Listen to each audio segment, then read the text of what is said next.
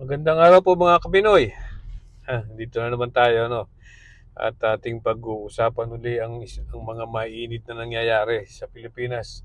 Lalo-lalo na itong kay Kibuloy pa rin. Ano? Kahapon, alam natin na ang nangyari na nakalikom na ng 4 na signature si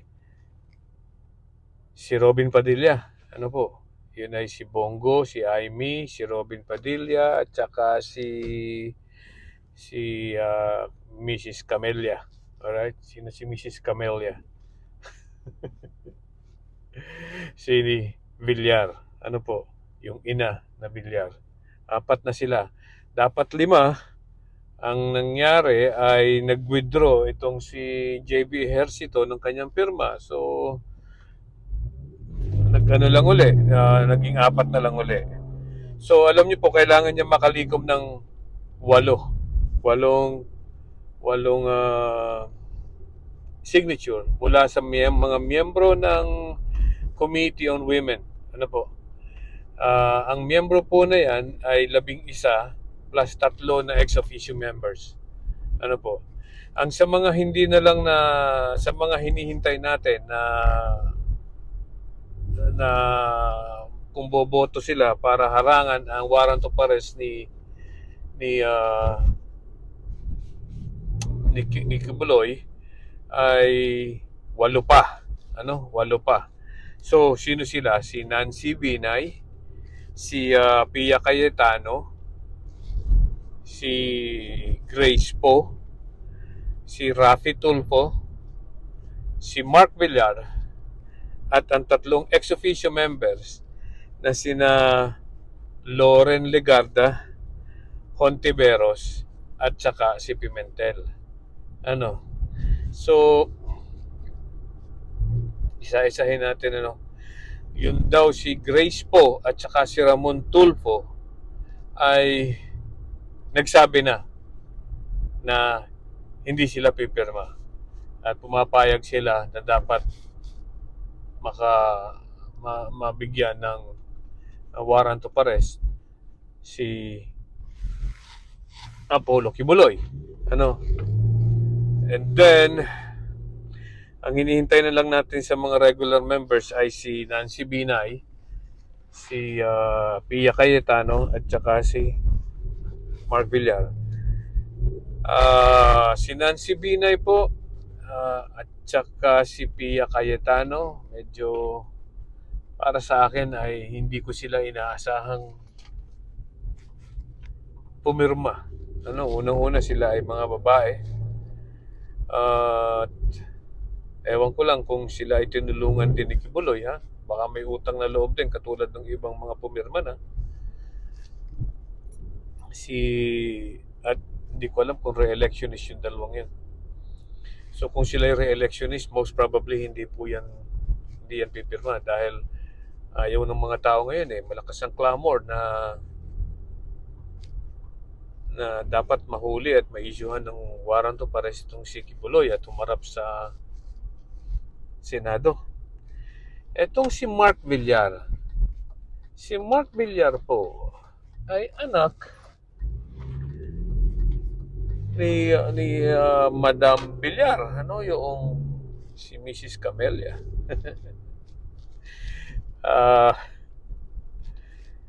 At hindi ko alam kung bakit hindi pa pumipirma ito. Ito inaasahan ko pero at saka ito po hindi re-electionist Ito ang alam ko kapapanalo lang nito.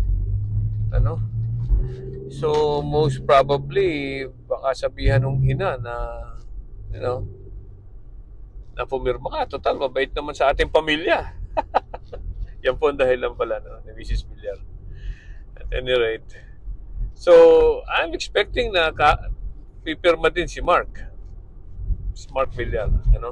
So it will make them 5. Alright? So kung pipirma si Mark Villar, 5 na sila. And then etong sa mga ex officio members na lang ang natitira, which is Loren Legarda, Villanueva, at si Pimentel. Si Pimentel ay opposition. So, kung siya ay opposition, mukhang hindi rin niya pipirma dahil kasama yan ni Risa Hontiveros. But, take note, si Pimentel po ay taga Mindanao. Ano? Well, I'm still hoping na hindi siya pipirma. No?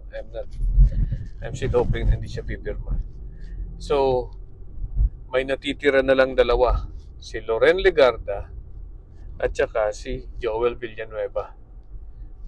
So, kung pumirma man itong dalawang to, it will make it like 7 lang. Ano? 7. Pero I don't think na pipirma din si Loren Legarda. Unang-una, babae yan. Ang alam naman natin na mga nagreklamo, karamihan ay puro babae.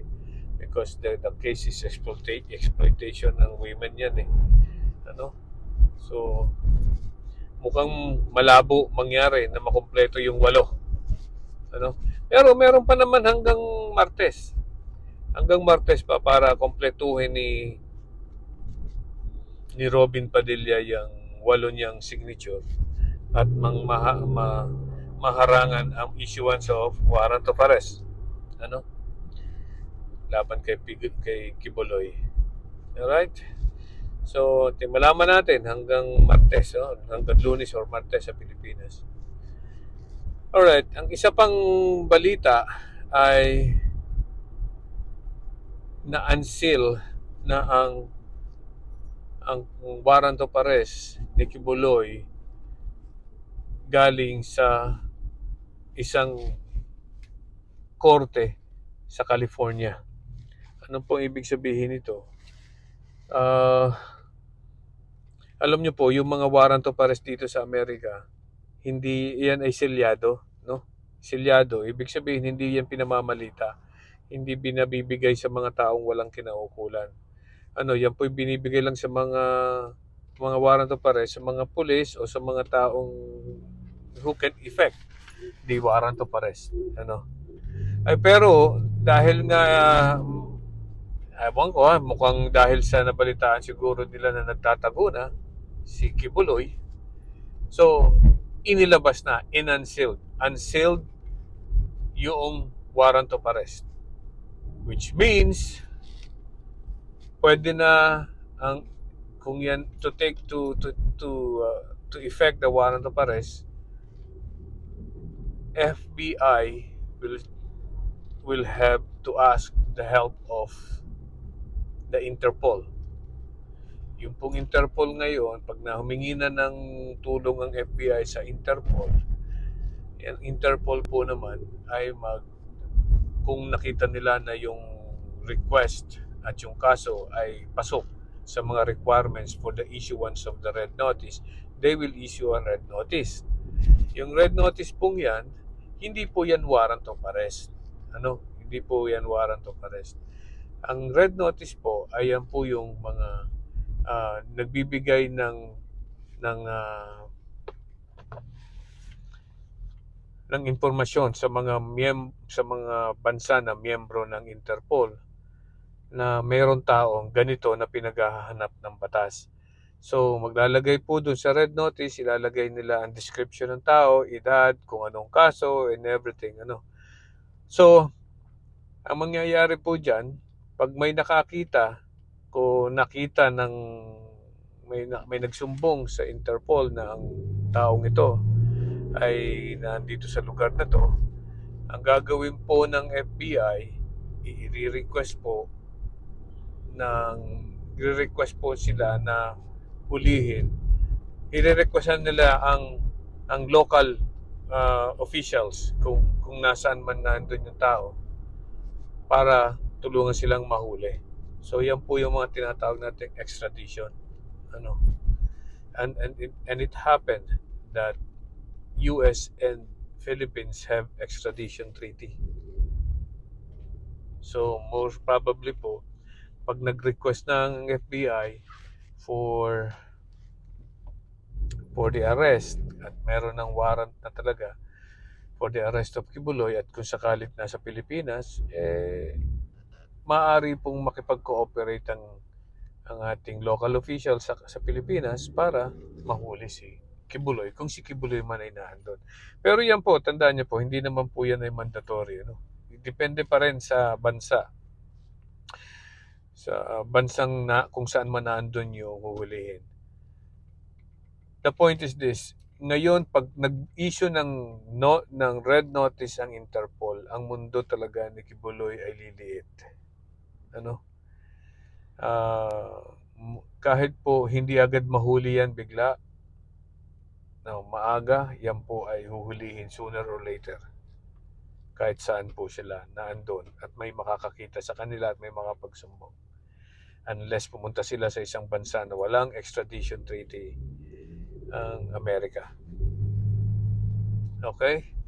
So, yan po. At isa po pala, balita ko rin na nag-issue ng document si Kibuloy na ginagawang administrator si Rodrigo Duterte ng Kingdom of Jesus Christ. Hindi daw naman daw ibig sabihin. Yun daw administrator ng mga properties ng Kingdom of Jesus Christ. Yun lang ang administrator niya.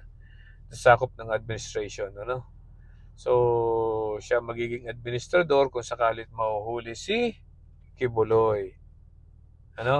So, talagang body-body sila, Body-body sila. Kaya't kung mag-issue na rin ng ICC ng warrant of arrest, laban kay Digong. Paano kaya yon? Sino kaya ang magiging administrator ng At any rate, magiging body-body rin kaya sila doon. Sa bagay, magkalayo po kasi yan eh. Ang Hague po ay siyempre doon. Ibang bansa yun. Ibang bansa rin ng Amerika. Ang Amerika kasi huhulihin, dadali siya dito sa Amerika. Anyway, so, yeah, body-body sila, magsasama pa rin sila, magtawagan na lang sila. Yan ay kung makikipag-cooperate pa rin ang Pilipinas sa paghuli kay Kibuloy at kung sakalit huhulihin din si Duterte, depende kung makipag-cooperate ang Pilipinas. Po? Okay, so sa ngayon ay yun, hanggang doon na lang muna tayo at makibalita tayo sa susunod na linggo. Po? Goodbye.